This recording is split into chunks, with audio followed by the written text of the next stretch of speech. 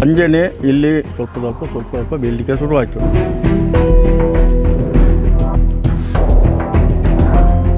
ಹೊರಭಾಗದಲ್ಲಿ ಪರಿಸ್ಥಿತಿ ಹೇಗಿದೆ ಅನ್ನುವಂಥದ್ದನ್ನು ನಾವು ನಿಮಗೆ ತೋರಿಸ್ತಾ ಇದ್ದೇವೆ. ಅಂಗಳವನ್ನು ಗಮನಿಸಿದರೆ ಇಲ್ಲಿ ಯಾವ ಮಟ್ಟಿಗೆ ಕೆಸರಿನಿಂದ ತುಂಬಿಕೊಂಡಿದೆ ಅನ್ನುವಂಥದ್ದನ್ನು ಕೂಡ ನಾವು ಇಲ್ಲಿ ಅರ್ಥ ಮಾಡಿಕೊಳ್ಬಹುದು.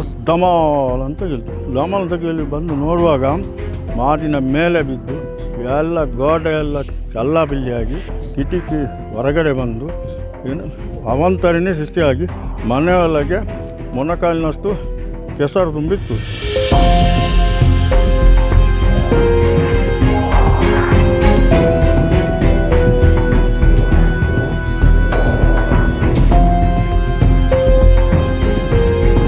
ಒಂದು ಮನುಷ್ಯನ ಕಾಲು ಸಂಪೂರ್ಣವಾಗಿ ಮುಳುಗುವಷ್ಟು ಕೆಸರು ನೀರು ತುಂಬಿಕೊಂಡಿದೆ. ಗೋಡೆ ಯಾವ ರೀತಿ ಬಿರುಕು ಬಿಟ್ಟಿದೆ ಅನ್ನುವಂಥದ್ದನ್ನು ಕೂಡ ನಾವು ನೋಡ್ತಾ ಇದ್ದೇವೆ. ನಾವು ಏನು ಮಾಡೋದು, ಜೀವಕ್ಕಿಂತ ದೊಡ್ಡಲ್ಲ. ಬೆಳಿಗ್ಗೆ ತನಕ ನಾವು ಅಲ್ಲಿ ಕೂತ್ಕೊಂಡು ನಿದ್ದೆ ಇಲ್ಲ, ಏನಿಲ್ಲ.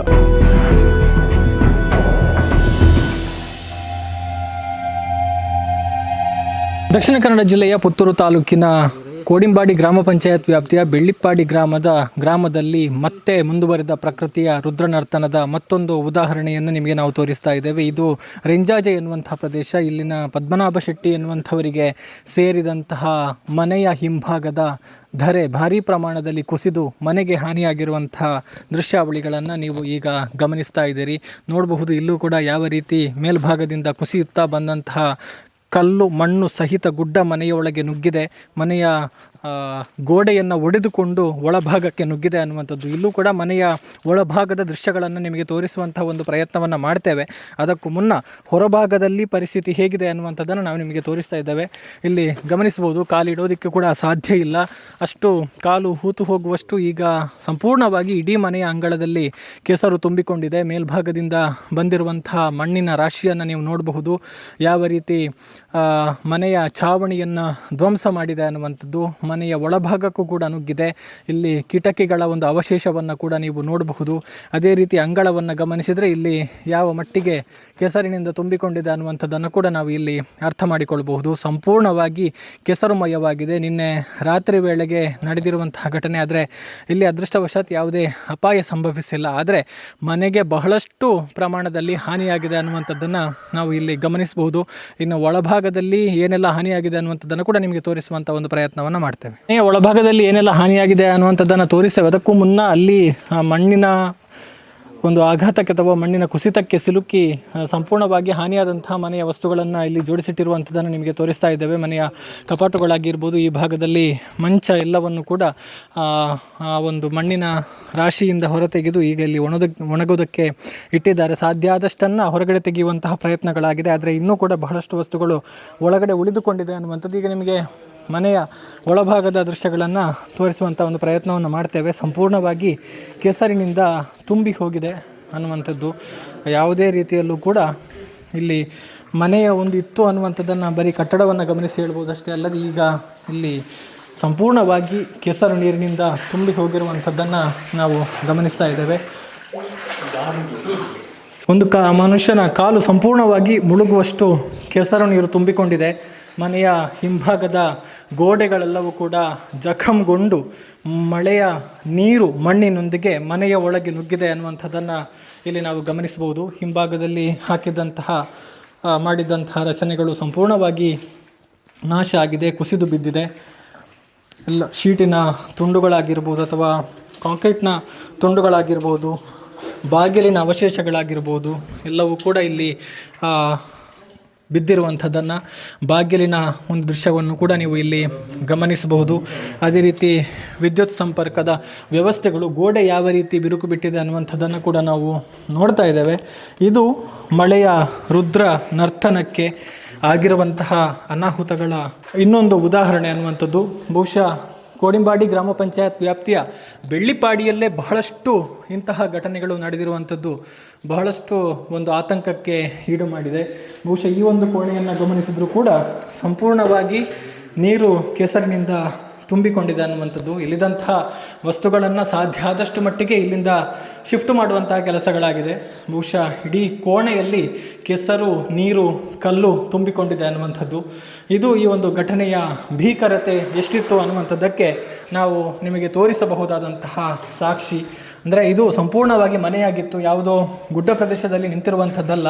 ಮನೆಯ ಒಳಭಾಗದಲ್ಲಿ ನಾವು ನಿಮಗೆ ತೋರಿಸ್ತಾ ಇರುವಂತಹ ದೃಶ್ಯಾವಳಿಗಳು. ಆ ಭಾಗವನ್ನು ಗಮನಿಸಿದರೂ ಕೂಡ ಮೇಲ್ಭಾಗದಿಂದ ಯಾವ ರೀತಿ ಬಿರುಕು ಬಿಟ್ಟಿದೆ ಅನ್ನುವಂಥದ್ದು, ಕಟ್ಟಡ ಯಾವ ರೀತಿ ಬಿರುಕು ಬಿಟ್ಟಿದೆ, ಆ ಗೋಡೆಯನ್ನು ಯಾವ ರೀತಿ ಮಣ್ಣಿನ ರಾಶಿ ತಳ್ಳಿಕೊಂಡು ಬಂದಿದೆ, ಎಲ್ಲವನ್ನು ಕೂಡ ನೀವು ಅತ್ಯಂತ ಸ್ಪಷ್ಟವಾಗಿ ಗಮನಿಸಬಹುದು. ಕಾಂಕ್ರೀಟ್ನ ಒಂದು ಅಥವಾ ಕಲ್ಲಿನಿಂದ ಕಟ್ಟಿದಂತಹ ಕಟ್ಟಡವನ್ನೇ ಈ ರೀತಿ ಮಾಡಿದೆ ಅಂತಾದರೆ ಆ ಒಂದು ಕುಸಿತದ ಆ ಒಂದು ತೀವ್ರತೆ ಎಷ್ಟಿತ್ತು ಅನ್ನುವಂಥದ್ದನ್ನು ನಾವಿಲ್ಲಿ ಅರ್ಥ ಮಾಡಿಕೊಳ್ಬಹುದು. ಭಾರೀ ಪ್ರಮಾಣದಲ್ಲಿ ಹಾನಿ ಸಂಭವಿಸಿರುವಂಥದ್ದು. ಸೊ ಹೀಗಾಗಿ ಈಗಾಗಲೇ ಪಂಚಾಯತ್ನವರಿಗೆಲ್ಲರಿಗೂ ಕೂಡ ಒಂದು ಮಾಹಿತಿಯನ್ನು ಕೊಟ್ಟಿದ್ದಾರೆ. ಸೊ ಹಾಗಿದ್ದಾಗ ಇಲ್ಲಿ ಆಗಿರುವಂತಹ ನಷ್ಟಗಳೆಷ್ಟು, ಘಟನೆ ಹೇಗೆ ಆಯಿತು, ಈ ಹಿಂದೆ ಏನಾದರೂ ಇಲ್ಲಿ ಕುಸಿತಗಳು ಸಂಭವಿಸುತ್ತಾ, ಎಲ್ಲವನ್ನು ಕೂಡ ಕೇಳೋಣ. ಈಗ ಒಂದಷ್ಟು ಮಾಹಿತಿಯನ್ನು ಈ ಒಂದು ಮನೆಯ ಮಾಲೀಕರಿಂದ ನಾವು ಪಡ್ಕೊಳ್ಳೋಣ. ಏನಾಗಿದೆ ಹೇಳಿ.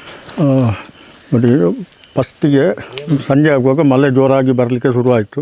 ಸಂಜೆನೇ ಇಲ್ಲಿ ಬೀಳಲಿಕ್ಕೆ ಶುರುವಾಯಿತು, ಸ್ವಲ್ಪ ಸ್ವಲ್ಪ ಬೀಳಲಿಕ್ಕೆ ಶುರುವಾಯಿತು. ಶುರುವಾದ ನಂತರ ನಾವು ಏನು ಮಾಡಿದೆ ಅಂದರೆ ಅಲ್ಲಿ ನೀರು ಕಟ್ಟಿ ನೀರು ಏರಲಿಕ್ಕೆ ಶುರುವಾಯಿತು. ನಾನು ಆಚೆ ಕಡೆಯಿಂದ ಹೋಗಿ ದೊಡ್ಡ ಒಂದು ಓಣಿ ಮಾಡಿ ನೀರನ್ನು ಬಿಟ್ಟೆವು. ಅಷ್ಟಾದರೂ ಹೋಗ್ಬೋದಲ್ಲ ಮನೆ ಒಳಗೆ ಬರುವುದಕ್ಕೆ ಅಂತ. ನಂತರ ಏನಾಯ್ತು ಅಂದರೆ ಪುನಃ ಬೀಳಲಿಕ್ಕೆ ಶುರುವಾಯಿತು. ಪುನಃ ಒಂದು ರಾತ್ರಿ ಸಾಧಾರಣ ಒಂದು 9 ಗಂಟೆ ಆಗುವಾಗ ಇನ್ನೊಂದು ಅಟ್ಟಿ ಬಿದ್ದದ್ದು ಬಾಗಿಲಿಗೆ ಹೊಡೆದು ಬಾಗಿಲು ಹೋಗಿ ಒಳಗಡೆ ಬಂತು ಮಣ್ಣು.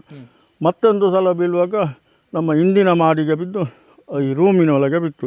ರೂಮಿನೊಳಗೆ ಅಪಾರ ಸಾಮಾನೆಲ್ಲ ಇತ್ತು. ನಮ್ಮದು ಬೆಡ್ ಇತ್ತು, ಕವಟ್ ಇತ್ತು, ಡಾಕ್ಯುಮೆಂಟ್ಸ್ ಇತ್ತು, ಮತ್ತು ಕೂಲರ್ ಇತ್ತು, ಬೇರೆ ಬೇರೆ ಇದಿತ್ತು. ಅದು ಹೊಸತ್ತು, ಕಳೆದ ವರ್ಷ ಕಟ್ಟಿದ್ದು. ನಂತರ ನಾವು ಏನು ಮಾಡೋದು, ಜೀವಕ್ಕಿಂತ ದೊಡ್ಡದಲ್ಲ ಅಂತ ನಮ್ಮಲ್ಲಿ ಒಂದು ಇಬ್ಬರನ್ನು ಮೇಲಿನ ಮನೆಗೆ ಕಳಿಸಿದೆವು. ನಾವು ಇಬ್ಬರು ಅಲ್ಲಿ ಕೊಟ್ಟಿಗೆಯಲ್ಲಿ ಹೋಗಿ ಮಲಗಿದೆವು. ಆ ಸಲ ಬೀಳ್ತಾ ಇತ್ತು, ದಮಾಲ್ ಅಂತ ಕೇಳಿ ಬಂದು ನೋಡುವಾಗ ಮಾಡಿನ ಮೇಲೆ ಬಿದ್ದು ಎಲ್ಲ ಗೋಡೆ ಎಲ್ಲ ಚಲ್ಲಾಪಿಲ್ಲಿಯಾಗಿ ಕಿಟಕಿ ಹೊರಗಡೆ ಬಂದು ಏನು ಅವಾಂತರನೇ ಸೃಷ್ಟಿಯಾಗಿ ಮನೆಯೊಳಗೆ ಮೊಣಕಾಲಿನಷ್ಟು ಕೆಸರು ತುಂಬಿತ್ತು. ನಂತರ ಸಮಯ ಹೋದ ಹಾಗೆ ಮಣ್ಣೆಲ್ಲ ಅರ್ಧ ಮನೆಯಲ್ಲಿ ಮಣ್ಣು ತುಂಬಿ ಇಡೀ ಮನೆಯಲ್ಲಿ ಮಣ್ಣು ತುಂಬಿ ಕೆಸರು ತುಂಬಿತ್ತು. ನಾವು ಅದಕ್ಕೆ ಏನು ಮಾಡೋದು, ಇನ್ನು ಏನಾದರೂ ಒಂದು ಪರಿಹಾರ ಅಂತ ಎದುರಿನ ದಾರಂದವನ್ನು ತೂತು ಮಾಡಿ ನೀರು ಬಿಟ್ಟು ಅದು ಎಷ್ಟು ತೂತು ಮಾಡಿ ಬಿಟ್ಟರು ಅದು ಏನಾಯ್ತು ಅಂದರೆ ಮತ್ತೆ ಗಟ್ಟಿ ಕಲ್ಲು ಮಣ್ಣು ಕೆಸರು ಎಲ್ಲ ಬಂದು ಅದು ಬ್ಲಾಕ್ ಆಯಿತು. ಅದಂತರ ಎಂತ ಮಾಡೋದು, ಬೆಳಿಗ್ಗೆ ತನಕ ನಾವು ಅಲ್ಲಿ ಕೂತ್ಕೊಂಡು ನಿದ್ದೆ ಇಲ್ಲ, ಏನಿಲ್ಲ. ಬೆಳಿಗ್ಗೆ ಎದ್ದುವಾಗ ಎಲ್ಲ ಜನಗಳು ಬಂದು ಕೆಲ ಸಾಧಾರಣ ಸಾಮಾನುಗಳನ್ನೆಲ್ಲ ದೊಡ್ಡ ಸಾಮಾನುಗಳನ್ನು ತಗೊಂಡು ಹೋಗಿ ಅಲ್ಲಿ ಹೊರಗಡೆ ಕೌಚಿ ಹಾಕಿದ್ದಾರೆ. ಆದರೂ ಈಗ ನಾನು ಕಳೆದ ವರ್ಷ ಅದಕ್ಕೆ ಹಿಂದಿನದು ಕಟ್ಟಿದ್ದು ಸಾಧಾರಣ ಆ ಖಾಲಿ ಒಂದು ಹಾಲಿಗೆ ನನಗೆ ಅದರಲ್ಲಿ ಗೀಜರ್ ಇತ್ತು, ಟಾಯ್ಲೆಟ್ ಉಂಟು, ಸೀಲಿಂಗ್ ಮಾಡಿದ್ದೇವೆ, ಸಾರಣೆ ಮಾಡಿದ್ದೇವೆ, ಎಲ್ಲ ಮಾಡಿ ಒಂದು ಇದಿತ್ತು, ಕೂಲರ್ ಇತ್ತು, ಮತ್ತೊಂದು ಬೆಡ್, ಮತ್ತೊಂದು ಕಬಾಟು ಎಲ್ಲ ಸಿಕ್ಕಿಕೊಂಡು ಮತ್ತು ಬಂದ ಜನಗಳು ಅದರಿಂದ ಒಂದು ಇದು ತೆಗೆದರು. ಒಂದು ಕಪಾಟನ್ನು ಹೊರಗಡೆ ತೆಗೆದು ಇಲ್ಲಿ ಇಟ್ಟಿದ್ದಾರೆ. ಅದರ ಡಾಕ್ಯುಮೆಂಟ್ಸ್ ಎಲ್ಲ ನಾವು ಅಲ್ಲಿ ಒಣಗಲಾಕಿ, ಅದು ಇಂಪಾರ್ಟೆಂಟ್ ಡಾಕ್ಯುಮೆಂಟ್ಸ್. ಹಾಗಾಗಿ ಇಲ್ಲಿ ಬರಲಿಕ್ಕೆ ಇಲ್ಲಿ ಇವರು ಬಂದವರು, ಪಂಚಾಯತಿಯ ಉಪಾಧ್ಯಕ್ಷರು JP ಬಂದವರು, ಜಯಪ್ರಕಾಶ್, ಮತ್ತು VA ಬಂದಿದ್ದಾರೆ, ಮತ್ತು ಪಂಚಾಯತಿಯ ಇವರು PDO ಬಂದಿದ್ದಾರೆ. ಮತ್ತು ಅದಕ್ಕೆ ಮುಂಚೆ ಬೇಗನೆ ಪೊಲೀಸ್ ಬಂದು ತುಂಬ ಎಚ್ಚರಿಕೆಯಲ್ಲಿ ನೀವು ನಿಮಗೇನು ಅಪಾಯ ಆಗಲಿಲ್ಲವಲ್ಲ, ಕೂಡಲೇ ನೀವು ಏನಾದರೂ ಇದಕ್ಕೆ ವ್ಯವಸ್ಥೆ ಮಾಡಿ ತಿಳಿಸಿ, ಏನಾದರೂ ಸರ್ಕಾರದಿಂದ ಪರಿಹಾರ ಮಾಡುವ ಹಾಗೆ VA ಬರಬೇಕು. ಮುಂಚೆ VA ಬಂದರೆ ಅವರು ಅದನ್ನು ಸರಿಯಾಗಿದ್ದು ಮನದಟ್ಟು ಮಾಡಿದರೆ ಅವ್ರು ಮಾಡ್ಯಾರು ಅಂತ. ಅವರು ಬಂದವರು ಏನು ಮಾಡಿದ್ರು, ನಾನು ಫೋನು ಮಾಡಿದಾಗ ಎಲ್ಲ ಕಡೆ ಇಲ್ಲಿ ಇದು ಆಗಿದೆ, ಮನೆಗೆ ಬಿದ್ದಿದೆ, ಅಟ್ಟಿಗೆ ಬಿದ್ದಿದೆ, ಬರೆ ಬಿದ್ದಿದೆ, ತೋಟ ಹೋಗಿದೆ, ಎಲ್ಲ ಹೋಗಿದೆ. ಅದು ಇಷ್ಟು ಸೀರಿಯಸ್ ಆಗಿ ಉಂಟಂತ ಅವ್ರಿಗೆ ಗೊತ್ತಿಲ್ಲ. ಅವರು ಅಲ್ಲಿ ತುಂಬ ಕಡೆ ಹೋಗಿ ಮತ್ತೆ ಬಂದರು ಇಲ್ಲಿ. ನಾವು ಆವಾಗಲೇ ಬರಬೇಕಿತ್ತು, ಏನು ಮಾಡುವುದಂತ. ಈಗ ನಾವೊಂದು ಅಂದಾಜು ಮಾಡಿದೆ, ಉಳಿದರೆ ಪುಣ್ಯ, ಉಳಿಯದಿದ್ದರೆ ಏನು ಮಾಡಲಿಕ್ಕಾಗೋದಿಲ್ಲ. ಇಟಾಚಿ ಈಗ ಬರಲಿಕ್ಕೆ ಹೇಳಿದ್ದೇವೆ. ಕೆಳಗಿನ ಮಣ್ಣನ್ನು ತೆಗೆದು ಸ್ವಲ್ಪ ಆದರೂ ಮೇಲಿಂದ ಬಿಟ್ಟು ರೆಡಿಯಾಗಿದೆ. ನಾವು ಇಲ್ಲಿ ಸ್ವಲ್ಪ ಆದರೂ ಮಣ್ಣು ತೆಗೆಯದೇ ಇದ್ದರೆ ಅದು ಬಂದು ನನ್ನ ಅಂಚಿನ ಮೇಲೆ ಬಿದ್ದು ಅದು ಕೂಡ ನನಗೆ ಧೈರ್ಯ ಇಲ್ಲ ಇದು ಮನೆ ಉಳಿತ ಅಂತ. ಆದರೂ ನಾನು ತುಂಬ ಖರ್ಚು ಮಾಡಿದ್ದೇನೆ ಅದಕ್ಕೆ. ಇವತ್ತು ನಷ್ಟ ಇದರಲ್ಲಿ ನನಗೆ ಸಾಮಾನು ಮತ್ತು ಇದರಲ್ಲಿ ಒಂದು ಕಡಿಮೆ, ಅದು ನೋಡಲಿಕ್ಕೆ ಇದು ಇದ್ದರೂ ಉಳಿದರೆ ಒಂದು 6-7 ಲಕ್ಷ ಖರ್ಚು ನನಗೆ ನಷ್ಟ ಆದಿತ್ತು. ಉಳಿಯದಿದ್ದರೆ ಒಂದು ಸಾಧಾರಣ 10ರಿಂದ 12 ಲಕ್ಷ ಗ್ಯಾರಂಟಿ ಲಕ್ಷ ಗ್ಯಾರಂಟಿ. ಸಾಮಾನ್ಯ ನಾನು ಹೇಳಿದ್ದು, ಅದರಿಂದ ಕಡಿಮೆ ಆಗಲಿಕ್ಕಿಲ್ಲ. ಅಂದರೆ ಎಲ್ಲ ಸಾಮಾನುಗಳೆಲ್ಲ ಉಂಟು, ಕರೆಂಟ್ ಹೋಗ್ತದೆ, ಫ್ರಿಜ್ ಉಂಟು, ಮತ್ತು TV, ಮತ್ತು ಇದು ಉಂಟು, ನನ್ನ ಹತ್ರ ಇನ್ವರ್ಟರ್ ಉಂಟು, ಎಲ್ಲ ಉಂಟು ಅದರೊಳಗೆ. ಮತ್ತು ಎಲ್ಲ ವಾಟರ್ ಆಕ್ಷನ್ ಮಾಡಿದ್ದೇವೆ. ಅದೇ 10ರಿಂದ ಒಂದು 12 ಲಕ್ಷ ಲಾಸ್ ಆಗ್ತದೆ ನೋಡಿ. ಈಗ ನಿಮಗೆ ಪರ್ಯಾಯ ವ್ಯವಸ್ಥೆ ಈಗ ಉಳ್ಕೊಳ್ಳಿಕ್ಕೆ ಎಲ್ಲಿಯಾದರೂ ಹತ್ತಿರ ಮನೆ ಉಂಟು, ಅಲ್ಲಿಯೇ ಹೋಗಿ ಉಳ್ಕೊಳ್ಬೇಕಷ್ಟೇ.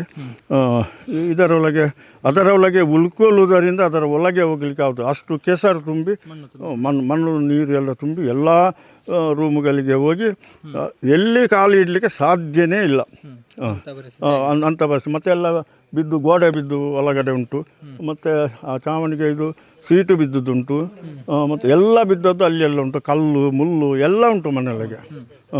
ಇಡೀ ಒಂದು ಇಷ್ಟು ಜಾಗ ಇಲ್ಲ, ಕೆಸರಿಲ್ಲದ ಜಾಗ ತುಂಬ. ಅದರ ಒಳಗೆ ಹೋಗಲಿಕ್ಕೆ ಸಾಧ್ಯ ಇಲ್ಲ. ಎಲ್ಲಿಯಾದರೂ ದಿವಸ ಕಲಿಬೇಕು. ಯಾಕಂದರೆ 2 ದನಗಳುಂಟು, ಒಂದು ಗಬ್ಬದ್ದು ಮತ್ತೊಂದು ಇದು. ಅದನ್ನು ಬಿಟ್ಟು ನಾವು ಎಲ್ಲಿಯೋ ಹೋಗಿ ಕೂತ್ಕೊಳ್ಳುವುದು ಸರಿಯಲ್ಲ. ಹಾಗಾಗಿ ನಾವು ಎಲ್ಲಿಯಾದರೂ ಇಲ್ಲಿ ಹತ್ತಿರನೇ ಯಾರ ಮನೆಯಲ್ಲಿಯಾದರೂ ನಾವು ಕಷ್ಟಕ್ಕಲ್ವ ಒಂದಿಷ್ಟು ಜಾಗ ಕೊಟ್ಟರೆ ಅಲ್ಲಿ ಮಲಗ್ತೇವೆ. ಮತ್ತು ಮಳೆ ಬಿಟ್ಟರೆ ಉಂಟು, ಇಲ್ಲದಿದ್ದರೆ ಏನೂ ಇಲ್ಲ. ಇವಾಗ ಇಟಾಚಿ ಬರಲಿಕ್ಕೆ ಹೇಳಿದ್ದೇವೆ. ಇಟಾಚಿ ಬಂದು ಕೆಳಗಡೆ ಮಣ್ಣು ತೆಗೆದು ನೋಡಬೇಕು. ಈಚೆ ಹಾಕಿ ಕೊಂಡೋಗಲಿಕ್ಕೆ ಸಾಧ್ಯ ಇಲ್ಲ. ಇಲ್ಲಿ ಯಾವುದು ನಿಮ್ಮ ಟಿಪ್ಪರ್ ಆಗಲಿ ಯಾವುದು ಹೋಗಲಿಕ್ಕೆ ಗೊತ್ತಿಲ್ಲ ಇಲ್ಲಿ, ಮಣ್ಣು ಆಚೆ ಈಚೆ ಹಾಕಲಿಕ್ಕೆ. ಹಾಗಾಗಿ ಈಗ ಬಂದು ಎಲ್ಲಿಯಾದರೂ ಒಂದು ಸೈಡಿಗೆ ಹಾಕಿ ಏನಾದರೂ ಪರ್ಯಾಯ ವ್ಯವಸ್ಥೆ ನೋಡುತ್ತೇವೆ. ಇದಕ್ಕೆ ಸರ್ಕಾರ ನಮಗೆ, ನಾವೊಂದು ಸಣ್ಣ ರೈತರು, ಹಾಗಾಗಿ ನಮಗೆ ಏನಾದರೂ ಪರಿಹಾರ ಕೊಡಬೇಕು. ನಾನು ಇಷ್ಟರವರೆಗೆ ಅಡಿಕೆ ಮರ ಹೋಗಲಿ ಯಾವುದಿದ್ದು ನಾನು ಪರಿಹಾರ ಕೇಳಿದವಲ್ಲ. ಈ ಸಲ ನಮಗೆ ಸರ್ಕಾರ ಎಲ್ಲ ಕಡೆಯಿಂದಲೂ ನಮಗೆ ಪರಿಹಾರ ಕೊಡಬೇಕು ಅಂತ ನಾನು ನಿಮ್ಮ ಸುದ್ದಿ ಮಾಧ್ಯಮದ ಮುಂದೆ ನಾನು ವಿನಂತಿ ಮಾಡ್ತಾ ಇದ್ದೇನೆ. ಇದಕ್ಕೆ ಯಾರೆಲ್ಲ ಅರ್ಹರಿದ್ದಾರೆ ಅವರೆಲ್ಲ ನಮಗೆ ಸ್ವಲ್ಪ ಸಹಾಯ ಮಾಡಬೇಕು, ಪ್ರಯತ್ನ ಮಾಡಬೇಕು. ಆದಷ್ಟು ಬೇಗ ನಮಗೆ ಏನಾದರೂ ಅದಕ್ಕೆ ಪರಿಹಾರ ಕೊಡುವುದಿದ್ದರೆ ನಮಗೆ ಸಿಗಬೇಕು ಅಂತ ವಿನಂತಿ ಮಾಡ್ತೇವೆ. MLA ಕೂಡ ನಮ್ಮ ಊರಿನವರೇ, ಅವರು ಕೂಡ ಇಲ್ಲ. ಅವರ ಮನೆಯಲ್ಲಿಯೂ ಸ್ವಲ್ಪ ಇದು ಆಗಿದೆ, ಒಂದು ಹಟ್ಟಿಯೆಲ್ಲ ಬಿದ್ದು ದನ ಎಲ್ಲ ಸತ್ತಿದಂತೆ. ಅವರು ಬೆಂಗಳೂರಲ್ಲಿ ಇದ್ದಾರಂತೆ. ಹಾಗಾಗಿ ಅವರ ಹತ್ರ ಮನವಿ ಮಾಡಲಿಕ್ಕೆ ನಮಗೆ ಈಗ ಕಷ್ಟ. ಅವರು ಬಂದ ಮೇಲೆ ಏನಾದರೂ ಮಾತಾಡುವುದಾದರೆ ಮಾತಾಡ್ತೇವೆ. ತಹಸೀಲ್ದಾರ್ ಇರಲಿ, ಉಪತಹಸೀಲ್ದಾರ್ ಇರಲಿ, PDO ಇರಲಿ, VA ಇರಲಿ, ಪಂಚಾಯತಿನವರಿರಲಿ, ಯಾರಾದರೂ ಒಂದೇ ಮನಸ್ಸಿನಿಂದ ಇಷ್ಟು ದೊಡ್ಡ ಗಾತ್ರದ ಇದು ನಮ್ಮ ಬೆಳ್ಳಿಪಾಡಿ ಗ್ರಾಮದಲ್ಲಿ ಈ ಸಲದ ಇದಕ್ಕೆ ಆಗಲಿಲ್ಲ ಅಂತ ನನ್ನದೊಂದು ಅನಿಸಿಕೆ ಹೇಳುವ ರೀತಿ ನೋಡುವಾಗ. ಆದ್ದರಿಂದ ಇದಕ್ಕೆ ತಕ್ಕ ಪರಿಹಾರ ಕೊಟ್ಟು ಏನಾದರೂ ಕಷ್ಟ ಬಂದರೆ ನಮಗೆ ರಕ್ಷಣೆ ಕೂಡ ಕೊಡಬೇಕು ಅಂತ ನಾನು ಈ ಸುದ್ದಿ ಮಾಧ್ಯಮದ ಮುಂದೆ ನಾನು ವಿನಂತಿ ಮಾಡ್ತಾ ಹೋಗ್ತೇನೆ. ಇದಕ್ಕೆ ಸ್ಪಂದಿಸಿದಾರಂತ ನನಗೆ ಧೈರ್ಯ ಕೂಡ ಇದೆ. ಇದಿಷ್ಟು ಬೆಳ್ಳಿಪಾಡಿ ಗ್ರಾಮದ ರೆಂಜಾಜೆಯಲ್ಲಿ ಆಗಿರುವಂತಹ ಅನಾಹುತದ ಬಗೆಗಿನ ಮಾಹಿತಿಗಳು. ಸೊ ಈಗಾಗಲೇ ಮನೆಯ ಯಜಮಾನರಾಗಿರುವಂತಹ ಪದ್ಮನಾಭ ಶೆಟ್ಟಿಯವರು ಆಗಿರುವಂತಹ ಘಟನೆಯ ಬಗ್ಗೆ, ಆಗಿರುವಂತಹ ನಷ್ಟದ ಬಗ್ಗೆ ಹೇಳಿದ್ದಾರೆ. ಸೊ ಸಂಬಂಧಪಟ್ಟವರು ಈ ಬಗ್ಗೆ ಗಮನ ಹರಿಸಿ ಒಂದಷ್ಟು ಪರಿಹಾರವನ್ನು ಕೊಟ್ಟರೆ ಬದುಕು ಉತ್ತಮ ಆಗುತ್ತೆ ಅನ್ನುವಂಥದ್ದನ್ನು ಕೂಡ ಒಂದು ಮನವಿಯನ್ನು ಕೂಡ ಮಾಡಿಕೊಂಡಿದ್ದಾರೆ. ಸೊ ಸಂಬಂಧಪಟ್ಟವರು ಈ ಬಗ್ಗೆ ಗಮನವನ್ನು ಹರಿಸಲಿ ಅನ್ನುವಂತಹ ಒಂದು ಆಶಯದೊಂದಿಗೆ ರಮೇಶ್ ಬೆಳ್ಳಿಪಾಡಿ ಮತ್ತು ಯತೀಶ್ ಉಪ್ಪಳ್ಳಿಗೆ, ಲತೇಶ್ ಬಿಟ್ಲ ಜೊತೆಗೆ ಗೌತಮ್ ಶೆಟ್ಟಿ, ಸುದ್ದಿ news, Puttur. Wow wow wow, ಎಂಥ ವೆರೈಟಿ, ಎಷ್ಟು ಬ್ಯೂಟಿಫುಲ್ ಆಗಿದೆ ಡಿಸೈನ್ಸ್. ಸದಾ ಸಂತೋಷಕ್ಕಾಗಿ ಬನ್ನಿ ಉಳಿಯಕ್ಕೆ.